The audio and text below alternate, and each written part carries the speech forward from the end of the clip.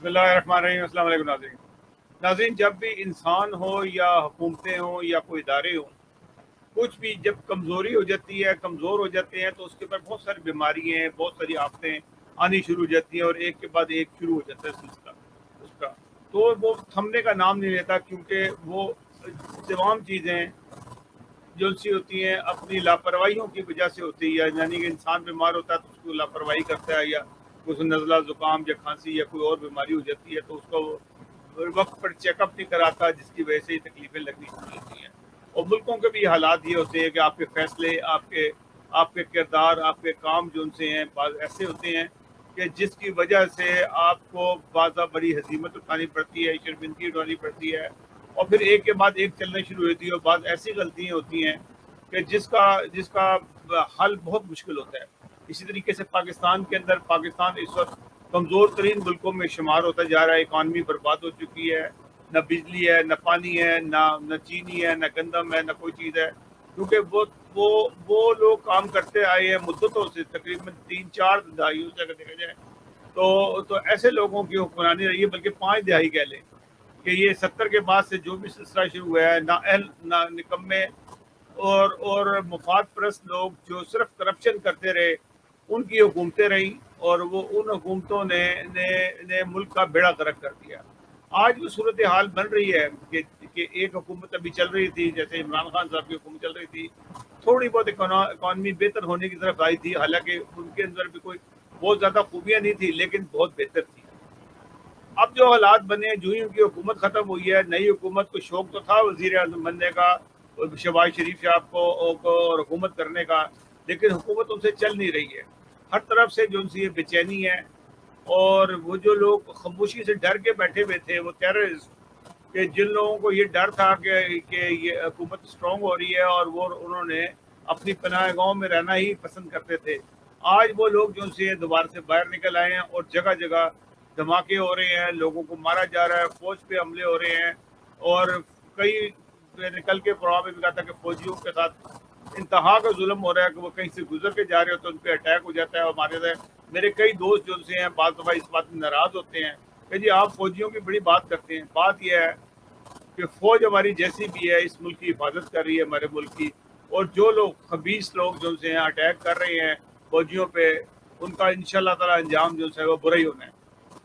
आज क्या हुआ कि जामिया कराची पे चाइना के साथ पाकिस्तान के बहुत अच्छे मरासिम में चाइनीज़ टीचर आए हुए हैं, चाइनीज़ अपने अपने अपना अपना टाइम लगा रहे हैं, आपको टेक्नोलॉजी सिखा रहे हैं, उनके ऊपर अटैक कर दिया गया।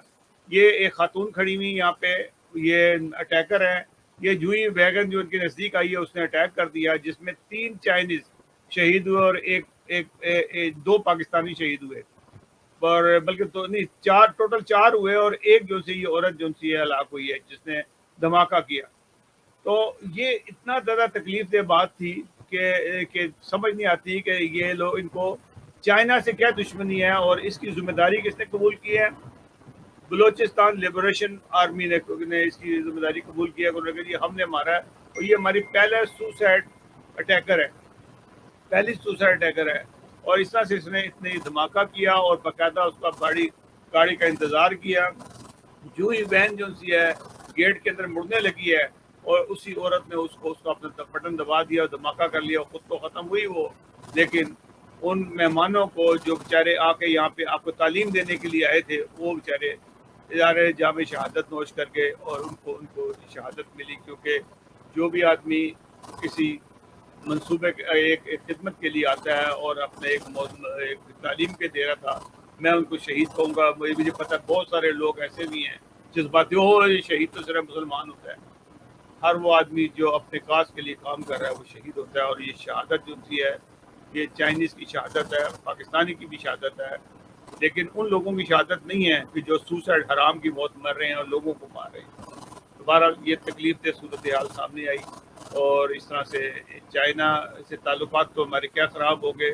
चाइना जानता है कि कौन लोग हैं जिसके पीछे जो पाकिस्तान के हालात जो से ख़राब कर रहे हैं, और पाकिस्तान के और चाइना के ताल्लुकात ख़राब कर रहे हैं। और चाइना तो ये क्या समझते हैं कि चाइना को डरा लेंगे वो ये तालीम ना दे, पाकिस्तान के अंदर जो मनसूबे शुरू किए हैं वो ना करे, ऐसा कभी भी नहीं होगा।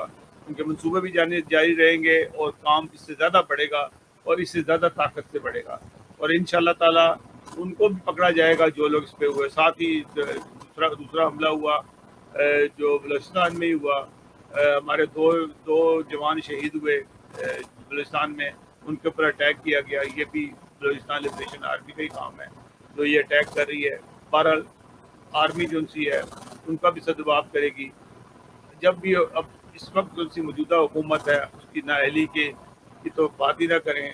اس کو فوجی کو چاہیے کہ اس کا بندوبست کریں، کیونکہ یہ جو حالات جو ہیں یہ آپ کے قابو سے باہر ہوتے جائیں گے. فوج کو چاہیے کہ الیکشن کروائے ان کو پریشر ڈال کے، اور کوئی اس پہ حل نظر نہیں آتا. ناظرین اگلے پروگرام تک کے لیے اللہ حافظ.